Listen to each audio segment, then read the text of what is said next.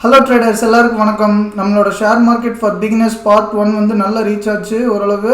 ஏன்னா என்னோட எல்லா வீடியோஸும் 100 பக்கம் நின்றோம் மோஸ்ட்லி. ஆனால் அந்த வீடியோ மட்டும் நான் பார்க்குறப்பெல்லாம் 10 வியூஸ் இன்க்ரீஸ் ஆகிட்டே இருந்துச்சு, 200 பக்கம் வந்துருச்சு இப்போது. ஸோ நிறைய பிகினர்ஸ் விரும்பி பார்க்குறாங்கன்னு அசியூம் பண்ணுறேன். ஆனாலும் இன்னும் நிறைய பேர் சப்ஸ்கிரைப் பண்ணாமல் தாங்க பார்த்துட்ருக்காங்க. அதாங்க இன்னும் கொஞ்சம் மன வருத்தமாக இருக்குது. எங்கே சப்ஸ்கிரைப் பண்ணுறதுல என்னங்க பிரச்சனை இருக்குது? காசாக பணமாக சும்மா தட்டி விடுங்களேன், அப்படியே போட நோட்டிஃபிகேஷன் வந்து சாவடிச்சிட்டு இருக்கோம் அப்படின்னு நினைக்காதீங்க. பெல் ஐக்கான் கிளிக் பண்ணாதாங்க நோட்டிஃபிகேஷன் வரும். நீங்கள் பெல் ஐக்கான் கிளிக் பண்ணாட்டியும் பரவாயில்ல, சப்ஸ்கிரைப் மட்டும் பண்ணி வச்சுக்கோங்க. என்றைக்காவது ஹோம் பேஜில் மூஞ்சி சஜஷனாக வந்துச்சுன்னா, அந்த டாபிக் உங்களுக்கு பிடிச்சிருச்சுன்னா அப்போ மட்டும் பாருங்கள். ப்ளீஸ் சப்ஸ்கிரைப் பண்ணிட்டு பாருங்கள், சரிங்களா? ஏன்டா இதை பற்றி கேட்டுக்கிட்டே இருக்க எப்போ பார்த்தாலும் அப்படின்னு நினைக்காதீங்க. ஏன்னா 1 லட்சம் 1 மில்லியன் சப்ஸ்கிரைபர் வச்சுருக்கிறவங்களாம் கூட இன்னும் அதெல்லாம் கேட்டுட்டு தான் இருக்காங்க. ஸோ இதெல்லாம் நாங்கள் கேட்டே தான் ஆகணும். ஏன்னா ஒவ்வொரு சப்ஸ்கிரைபரும் இன்க்ரீஸ் ஆகும்போது எங்களுக்கு அப்படி எப்போ புதுசாக ஒருத்தன் வந்திருக்கேன் அவங்களுக்காண்டி ஏதாவது பண்ணி ஆகணுமே அப்படின்லாம் நாங்கள் ஏதாவது கொஞ்சம் மோட்டிவேஷன் ஆகுங்க. அதனால தாங்க இதெல்லாம் கேட்குறோம். ஏன்னா ஃபுல் டைம் தூங்காமல் எப்போ பார்த்தாலும் இதை ரெஃப்ரெஷ் பண்ணி பார்த்துட்டு இருப்போம், ஒரு சப்ஸ்கிரைபர் வந்திருக்காங்களா அப்படிங்கிற மாதிரி பார்த்துக்கிட்டே இருப்போம் எப்போவுமே. ஸோ அதெல்லாம் உங்களுக்கு ஒரு மோட்டிவேஷனாக இருக்குங்க அடுத்தடுத்த வீடியோ போட. அதனால் மட்டும்தாங்க கேட்குறோம், வேறு எதுவுமே இல்லை. இது வந்து பேசிக்ஸ் பார்ட் 2 வீடியோங்க. ஸோ பார்ட் 1 பார்க்காம இது பார்த்தா லைட்டாக புரியாது. ஸோ பார்ட் 1 பார்த்துட்டு அதுக்கப்புறம் இதை வந்து கண்டினியூ பண்ணுங்கள், சரிங்களா? நான் வந்து பார்ட் 1ஓட வீடியோ லிங்க் வந்து டிஸ்கிரிப்ஷனில் கொடுக்குறேன், மேலே கார்டும் கொடுக்குறேன். அதை பார்த்துட்டு அதுக்கப்புறம் இதை வந்து பாருங்கள். வாங்க வீடியோக்குள்ளே போகலாம்.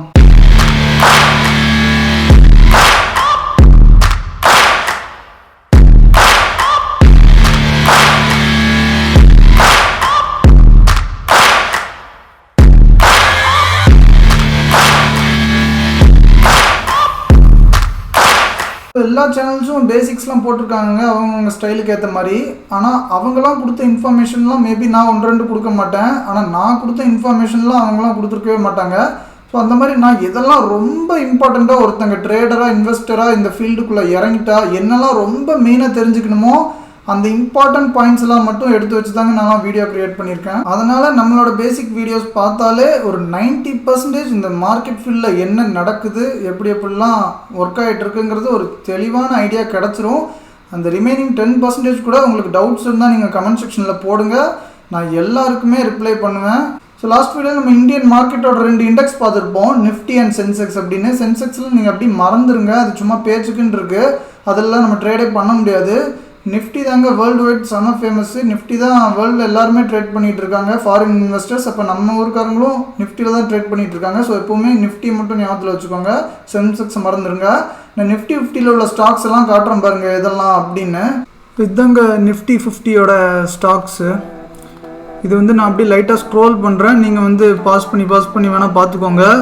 முதல்ல டாப் பெரிய கம்பெனிஸ்லேருந்து அப்படியே இது பண்ணியிருக்காங்க, ரிலையன்ஸ், HDFC பேங்க், இன்ஃபோசிஸ் அப்படின்லாம் எல்லா செக்டாருமே கலந்துருக்கும்.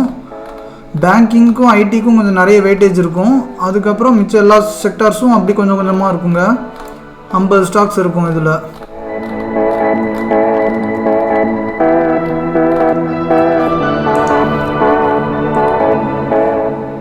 நிஃப்டி மாதிரியே பேங்க் நிஃப்டின்னு ஒன்று இருக்குங்க. பேங்க் நிஃப்டினா ஒன்றும் இல்லைங்க, நிஃப்டின்னா எல்லா செக்டாரும் கலந்து இருந்துச்சுல, அதே மாதிரி பேங்க் நிஃப்டினா இந்த பேங்க் மட்டும்தான் இருக்கும். அந்த பேங்க் நிஃப்டியில் இந்த பேங்க்கோட வேல்யூஸ்லாம் வச்சு பேங்க் நிஃப்டிக்கு ஒரு வேல்யூ இருக்கும், அதில் ட்ரேட் பண்ணுவாங்க. ஆனால் இந்தியாவோட மார்க்கெட் இண்டெக்ஸ் அப்படின்னு பார்த்தோன்னா நிஃப்டியை தான் வேர்ல்டு லெவலில் எல்லாம் ட்ராக் பண்ணுவாங்க. ஆனால் இந்த பேங்க் நிஃப்டியில் நிறைய பேர் ட்ரேட் பண்ணுவாங்க. நம்ம ஊர்லேயும் இந்த பேங்க் நிஃப்டி தான் நிஃப்டியோட பயங்கர ஃபேமஸ், அதாவது ட்ரேட் பண்ணுறதில்ல. ஏன்னா இதில் கொஞ்சம் காசு நிறைய வரும் ட்ரேட் பண்ணால், ஆனால் லாஸும் நிறைய ஆகும். ஸோ இதோட லிஸ்ட்டையும் நீங்கள் பார்த்துக்கோங்க. ஸோ பேங்க் நிஃப்டிக்குள்ளே டாப் பேங்க்ஸ்லாம் இருக்குது. நீங்களும் ஒரு நிமிஷம் பாஸ் பண்ணி வேணால் அந்த லிஸ்ட்டை வேணால் பார்த்துக்கோங்க.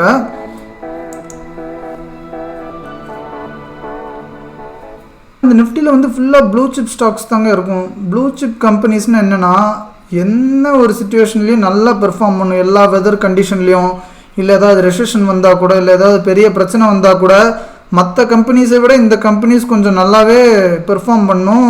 ஒஸ்ட்டான டைம்ஸில் இதெல்லாம் கொஞ்சம் தாக்கு பிடிக்கும், நல்லா சர்வைவ் ஆகும்.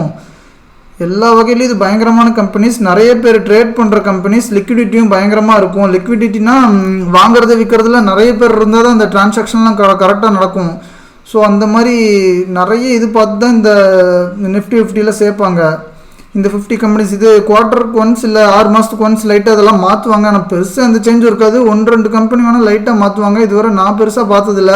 இந்த நிஃப்டி 50ல் இருக்கிறது எல்லாமே ப்ளூ சிப் ஸ்டாக்ஸ்ன்னு சொன்னால அது எல்லாமே லார்ஜ் கேப் ஸ்டாக்ஸும் கூட. லார்ஜ் கேப் ஸ்டாக்ஸ்னு ஒன்றும் இல்லைங்க, லார்ஜ் மார்க்கெட் கேபிட்டலைசேஷன் ஸ்டாக்ஸ்னு அர்த்தம். Large cap, mid cap, small கேப்னு 3 வகை இருக்குது. மார்க்கெட் கேப்னா ஒன்றும் இல்லைங்க, ஒரு சிம்பிள் கால்குலேஷன் தான். நம்ம வந்து போன வீடியோவில் எக்ஸாம்பிள் பார்த்தோம்ல, என்னோடய கம்பெனி ஷேர்ஸை 1,00,000 ஷேர்ஸாக பிரிக்கிறேன் அப்படின்னு. ஸோ மக்களுக்கு எத்தனை ஷேர்ஸ் ட்ரேட் பண்ணுறதுக்கு பிரித்து விட்டுருக்கோமோ அந்த அத்தனை ஷேர்ஸ் இன்ட்டு நம்மளோட ஒரு ஷேர் ப்ரைஸ், நம்ம கம்பெனியோட ஒரு ஷேர் ப்ரைஸ், அது ரெண்டுத்தையும் இன்ட்டு பண்ணால் தாங்க மார்க்கெட் கேப். இதை வச்சு தாங்க ஒரு கம்பெனி வந்து லார்ஜ் கேப்பா, மிட் கேப்பா, ஸ்மால் கேப்பா அப்படின்னு டிசைட் பண்ணுவாங்க. அதாவது 20,000 கோடிக்கு மேலே இந்த அமௌண்ட் இருந்துச்சுன்னா அது வந்து லார்ஜ் கேப்புங்க. 5,000 கோடி டு 20,000 கோடி இருந்துச்சுன்னா இது வந்து மிட் கேப் ஸ்டாக்ஸுங்க. 5,000 கோடிக்கும் கீழே அந்த வேல்யூ இருந்துச்சுன்னு வைங்களேன், அதெல்லாம் ஸ்மால் கேப் ஸ்டாக்ஸ். இந்த மார்க்கெட் கேப்போட கால்குலேஷன் வச்சு தான் ஒரு கம்பெனி எவ்வளோ பெருசு எவ்வளோ சின்னது அப்படிங்கிறத டிசைட் பண்ணுவாங்க. நம்ம இந்தியாவிலேயே ஹையஸ்ட் மார்க்கெட் கேப் உள்ள ஸ்டாக் வந்து நம்ம தலை அம்பானி தாங்க. ஆமாம், ரிலையன்ஸ் இண்டஸ்ட்ரீஸ் தாங்க இந்தியாவிலேயே பெரிய கம்பெனி. அதே மாதிரி வேர்ல்டில் எது பெரிய கம்பெனின்னு நீங்கள் கமெண்ட் செக்ஷனில் கமெண்ட் பண்ணுங்கள், நான் அதை படித்து தெரிஞ்சுக்கிறேன் அப்படின்னு சொல்ல மாட்டேன். யாருமே கமெண்ட் பண்ண மாட்டீங்கன்னு தெரியும், அதனால் நானே சொல்லிடுறேன். வேர்ல்ட்லேயே பெரிய company in terms of market cap வந்து நம்ம தலை ஆப்பிளுங்க. ஆப்பிள் ஐஃபோன் இருக்குல்ல, அந்த ஆப்பிள் தாங்க, அவங்க தாங்க வேர்ல்ட்லேயே பெரிய கம்பெனி இந்த market cap wise. So large cap ஸ்டாக்ஸ்னால் ஆல்ரெடி நல்ல வளர்ந்த கம்பெனிஸுங்க. ஏன்னா 20,000 crores மேலே மார்க்கெட் கேப் இருக்குன்னா பார்த்துக்கோங்க, பயங்கர பெரிய கம்பெனி. அவங்களோட ரேட்டும் மோஸ்ட்லி எல்லாம் கூட இருக்கும். ஸோ இதுக்கு மேலேயும் பயங்கரமாக ஏறுறதுக்கெலாம் கஷ்டம். இதுக்கு மேலே அதோட ப்ரைஸ் மூவ்மெண்ட்லாம் ஓரளவுக்கு தான் இருக்கும். ஏறும்போதுலாம் அப்படியே பயங்கரமாக இன்னும் 10 மடங்கு 20 மடங்கு அப்படின்லாம் வளரும்னா முடியாது. ஏன்னா ஆல்ரெடி நிறைய மடங்கு ரிட்டர்ன்ஸ்லாம் அது கொடுத்துருக்கு. இதுக்கு மேலே மெதுவாக தாங்க போயிட்டுருக்கும். ஆனால் ஏதாவது மார்க்கெட்டில் ஏதாவது பிரச்சனை வந்து விழும்போதும் அதெல்லாம் கொஞ்சம் நல்லா சஸ்டெயின் ஆகும். மற்ற இது மாதிரி பயங்கரமான விழாது, ஓரளவுக்கு தான் விழும். ஏன்னா மக்கள் அது மேலே நம்பிக்கை இருந்து இன்வெஸ்டடாகவே இருப்பாங்க. அதில் யாரும் பயந்து அதை விற்க மாட்டாங்க. ஸோ அதெல்லாம் மார்க்கெட் விழும்போது இதெல்லாம் ஓரளவுக்கு தாங்க விழும். ஆனால் மிட் கேப் ஸ்மால் கேப்னா அப்படி இல்லைங்க, இப்போ தாங்க வளர்ந்து வரக்கூடிய கம்பெனிஸ். ஸோ அதெல்லாம் பயங்கரமாக மூவ்மெண்ட் கொடுக்கும். எல்லோரும் இது மேலே நல்ல பெட்டிங் எடுப்பாங்க, இதெல்லாம் ஃபியூச்சரில் க்ரோத் இருக்குன்னு. ஸோ நிறைய பேர் இன்வெஸ்ட் பண்ணுவாங்க. ஸோ பயங்கரமாக ப்ரைஸ் மூவ்மெண்ட்லாம் கொடுக்கும், ஏறும். அதே மாதிரி ஏதாவது பிரச்சனை வந்துச்சுன்னா பயங்கரமாக இறங்கவும் செய்யும். அந்த லார்ஜ் கேப்போட இதெல்லாம் இறங்கும்போது பயங்கரமாக இறங்கும். ஸோ இது வந்து லார்ஜ் கேப் வந்து ரிஸ்கே எடுக்காத இன்வெஸ்டர்ஸ்லாம் அதில் ப்ரிஃபர் பண்ணுவாங்க. கொஞ்சம் ரிஸ்க் எடுத்து பார்ப்போம் அப்படின்னு தைரியமாக இருக்க இன்வெஸ்டர்ஸ்லாம் மிட் கேப் ஸ்மால் கேப்லாம் இன்வெஸ்ட் பண்ணுவாங்க. ஸோ நம்மளோட இந்தியன் மார்க்கெட்டோட டைமிங் என்னென்னா 9:15 ஆரம்பிக்குங்க மார்னிங், ஈவினிங் 3:30 முடிஞ்சிருங்க. 6 hours 15 minutes தான் கரெக்டாக ஓடும். ஸோ இந்த கேப்பில் நீங்கள் ஸ்டாக்ஸை வந்து வாங்கி விற்றுக்கலாம், இல்லை இண்டைசஸில் ட்ரேட்லாம் பண்ணலாம். இன்னொரு முக்கியமான பாயிண்ட் எல்லாரும் புரிஞ்சுக்கணுங்க, இதெல்லாம் நிறைய பேசிக்ஸில் யாரும் கவர் பண்ணியிருக்க மாட்டாங்க, ஆனால் ரொம்ப இம்பார்ட்டண்ட்டான பாயிண்ட்டு. நம்ம வந்து ஒரு ஸ்டாக் இன்றைக்கி வாங்கியிருக்கோன்னா இன்றைக்கி 100 ரூபாய்க்கு முடியுதுன்னு வைங்க, 3:30க்கு. அடுத்த நாள் காலையில் 9:15 அது 100 ரூபாய்க்கு தான் ஆரம்பிக்கும்னு இல்லை, 110 கூட ஆரம்பிக்கலாம், இல்லை 90 கூட ஆரம்பிக்கலாம், மேலே கீழே எங்கே வேணாலும் ஆரம்பிக்கலாம். இந்த மேலே கீழே ஓப்பன் ஆகிறது தான் கேப் அப் இல்லை கேப் டவுன் அப்படிம்பாங்க. 100 ரூபாயிலேருந்து 105 ரூபாய்க்கு ஆரம்பிச்சுன்னா அது பேர் கேப் அப் ஓப்பனிங் அப்படிம்பாங்க. இல்லை 98 ரூபாய்க்கு ஆரம்பிச்சிருக்குன்னா 2 rupees இறங்கியிருக்கு, கேப் டவுன் ஓப்பனிங் அப்படிம்பாங்க. இதெல்லாம் ஏன் நடக்குதுன்னா ஓவர் நைட்டில் உள்ள நியூஸ் எல்லாம் உள்ள ஃபேக்டர் இன் பண்ணுங்க. அதாவது நம்ம லோக்கல் நியூஸ் எதாக இருந்தாலும் பரவாயில்ல, அதாவது இந்த ஸ்டாக் ஸ்பெசிஃபிக் நியூஸ் இருந்தாலும் பரவாயில்ல, இல்லை யூஎஸில் நடக்கிற ஏதாவது குளோபல் இஷ்யூவாக இருந்தாலும் பரவாயில்ல, அதெல்லாம் சேர்ந்து நம்மளோட காலில் ஓப்பனிங் ப்ரைஸ் வந்து ரிஃப்ளெக்ட் ஆகும், அதோட அஃபெக்ட் பண்ணும். அது ஏன் எப்படிங்கிறதுலாம் இப்போ உங்களுக்கு சொன்னோன்னா கொஞ்சம் கன்ஃபியூஸ் ஆயிரும். அதெல்லாம் நம்ம அடுத்தடுத்த வீடியோஸில் போகும்போது பார்க்கலாம். ஆனால் இப்போதைக்கு நீங்கள் இதை மட்டும் மைண்டில் வச்சுக்கோங்க, காலையில் வந்து முந்தின நாள் சாயந்தரம் இருந்த ப்ரைஸில் ஓப்பன் ஆகாது. எக்ஸாம்பிளுக்கு வேணால் சும்மா 1-2 சொல்கிறேன். நம்ம ரிலையன்ஸ் வந்து அடிக்கடி ஏதாவது பர்ச்சேஸ் பண்ணிட்டே இருப்பாங்க. அதாவது நம்ம ட்ரெஸ்ஸு பர்ச்சேஸ் பண்ணுற மாதிரி அவங்க ஏதாவது கம்பெனியை பர்ச்சேஸ் பண்ணிருப்பாங்க. ஏதாவது அக்விசிஷன் நடக்கும் அப்படின்னா இன்னொரு கம்பெனியை இவங்க வாங்கிடுவாங்க மொத்தமாக. அந்த மாதிரி ஏதாவது ஒரு கம்பெனியை வாங்கும்போது அதுக்கு ஒரு குட் நியூஸ், அதெல்லாம் நைட் நேரத்தில் விடுவாங்க, திடீர்னு வரும். அப்புறம் அடுத்த நாள் காலையில் பார்த்தோன்னா இது 2000 ரூபாய்க்கு இருக்கிற ஸ்டாக் வந்து முந்தின நாள் முடிஞ்சது, அடுத்த நாள் காலையில் 2050 2100 அப்படின்னு கூட ஆரம்பிக்கும். அதே மாதிரி இப்போ ரீசெண்டாக அதானி போர்ட்ஸில் ஒரு பிரச்சனை வந்துச்சுங்க. நம்ம அதானி இருக்காப்புல அவங்களோட கம்பெனியில் ஏதோ ஒரு பெரிய ஃப்ராடு நடக்குது அதுன்னு நைட்டில் ஒரு நியூஸ் விட்டாங்க, ட்விட்டரில் அவன் போட ஆரம்பிச்சிட்டான். ஸோ இந்த நியூஸ் பரவனப்ப அடுத்த நாள் காலையில் அது ஏதோ 900 ரூபாய்க்கு இருந்த ஸ்டாக்கு 800 ரூபா 750 ரூபாய் ஆரம்பிச்சிச்சு, 100 150 ரூபா இறங்கி ஆரம்பிக்கும் போதே. அதேமாதிரி இப்போ ரீசெண்டாக 1.5 மாதம் முன்னாடி யூஎஸில் அவங்களோட இன்ஃப்ளேஷன் வந்து பயங்கரமாக ரொம்ப 40 வருஷமாக இல்லாத இன்ஃப்ளேஷன் வந்துச்சு அப்படின்னு ஒரு நியூஸ் வந்து பயங்கரமாக அவங்க நாட்டு மார்க்கெட் வந்து இறங்கிட்டு இருந்துச்சு. அவங்க நாட்டு மார்க்கெட் வந்து நைட்டு தான் ஒர்க் ஆகும், நைட்டு 7 மணிக்கு ஆரம்பித்து மிட் நைட்டு 1:45 முடியும்.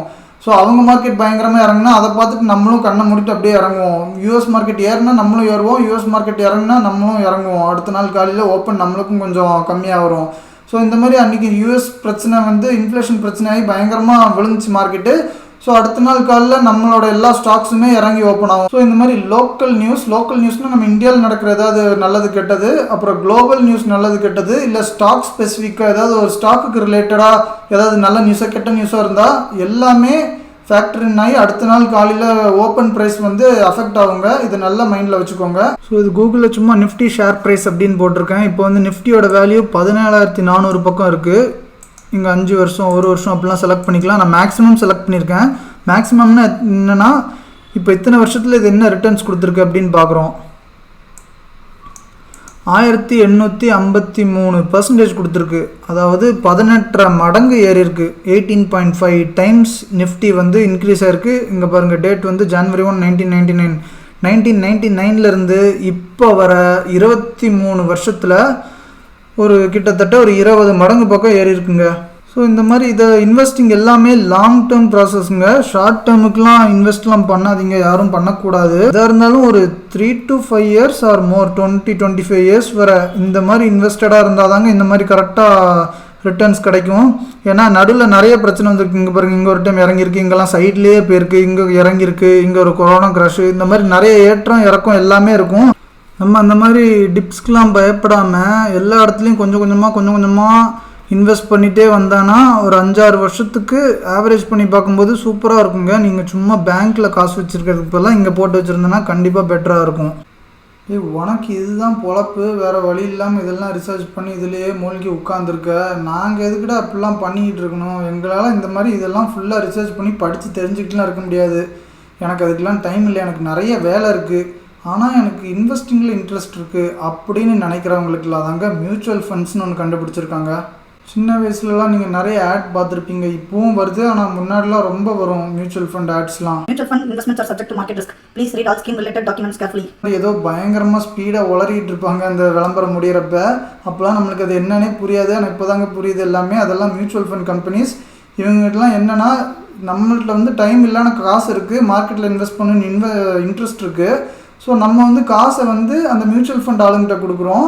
நம்மளுக்கு பதிலாக நம்ம காசை அவங்க இன்வெஸ்ட் பண்ணுவாங்க. ஒரு மேனேஜரை வச்சு, ஃபண்ட் மேனேஜர்னு ஒரு ஆளை வச்சு அவனை எல்லாத்தையும் மேனேஜ் பண்ண வைப்பாங்க. எல்லா காசையும் கோடிக்கணக்கில் 1000 கோடியிலலாம் மேனேஜ் பண்ணிகிட்டு இருப்பாங்க. ஆனால் அவங்க வந்து நம்மளோட லாபத்தில் லைட்டாக ஒரு சின்ன ஷேர் எடுத்துப்பாங்க. ஸோ இது நல்லா இருக்குது, அப்போ இப்படி பண்ணலாம்ல, ஒரு மார்க்கெட் எக்ஸ்பர்ட்டை கொடுக்குறோம், அப்போ அவன் நல்லா காசு பார்த்து தருவாங்க அப்படின்னு நினைக்காதீங்க. அதுக்கு தான் அந்த டிஸ்க்ளைமர்லாம் கொடுக்குறாங்க, இதிலலாம் ரிஸ்க் இருக்குது அப்படின்னு. எல்லாத்துலேயும் பார்த்து சைன் வாங்கிட்டு தான் நம்மகிட்ட காசு வாங்குவாங்க. ஏன்னா ஒரு எக்ஸ்பர்ட்டை கொடுக்குறோங்கிறதுனால கண்டிப்பாக ப்ராஃபிட் வரும்னு இல்லை. ஓவராலாக மார்க்கெட் நல்லா பண்ணாதாங்க அவங்களும் ப்ராஃபிட் காட்ட முடியும். மார்க்கெட்டில் வேர்ல்டு லெவலில் எல்லாம் ஏதாவது பிரச்சனை இருந்து இறங்கிட்டு இருந்துச்சுன்னா அவங்களுக்கும் லாஸ் தாங்க காட்டும்.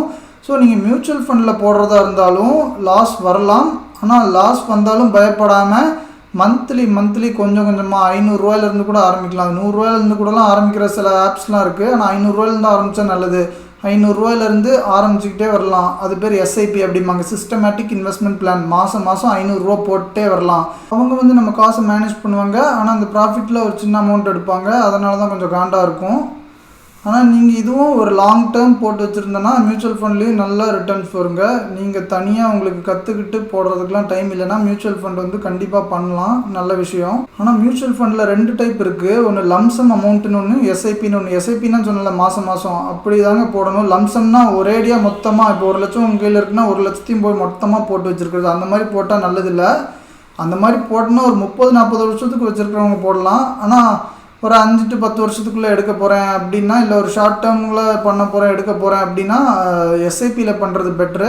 ஏன்னா லம்சமில் ஒரேடியாக மொத்தமாக ஒரு இடத்துல போய் போட்டோன்னா மார்க்கெட் மொத்தமாக க்ராஷ் ஆகி 2-3 வருஷம் சைட்லேயே இல்லை கீழே இறங்கிட்டு இருந்துச்சுன்னா பயங்கரமாக லாஸ் காட்டும். எஸ்ஐபியில் போட்டான்னு வைங்களேன், ஒவ்வொரு மாதமும் மார்க்கெட் இறங்கவும் அந்த இடத்துலையும் நம்ம இன்வெஸ்ட் பண்ணிட்டே வருவோம். இப்போது ஒரு கம்பெனி 100 ரூபாய்க்கு இந்த மியூச்சுவல் ஃபண்ட்ஸ் ஆளுங்க வாங்கி வச்சுருக்காங்கன்னா அடுத்த மாதம் மார்க்கெட் க்ராஷ் ஆகுது 50 ரூபாய்க்கு போகுதுன்னா அப்புறம் அடுத்த மாதம் நம்ம கொடுக்குற காசில் 50 ரூபாய்க்கு வாங்குவாங்க. ஸோ அந்த மாதிரி கீழே நல்ல சின்ன ரேட்டுக்கும் வாங்கி சின்ன ரேட்லேயும் நிறைய இன்வெஸ்ட்மெண்ட் பண்ணுவோம். ஸோ எல்லா இதுலேயும் அப்படி இன்வெஸ்ட் பண்ணிட்டு இருக்கும்போது மாதம் ஆவரேஜாக இன்வெஸ்ட் பண்ணிட்டு இருக்கும்போது அந்த லம்சமோட ஆவரேஜ் வந்து கொஞ்சம் நல்லா பெட்டராக ரிட்டர்ன்ஸ் கொடுக்குங்க. நிறைய ரிசர்ச் வந்து அதுதாங்க சொல்லுது. ஸோ நீங்கள் மியூச்சுவல் ஃபண்டில் போடுறதா இருந்தாங்கன்னா எஸ்ஐபியில் போடுங்க. ஸோ இந்த வீடியோக்கு இவ்வளோ போதுங்க, ஓவர்லோடாக இருக்குன்னு நினைக்கிறேன்.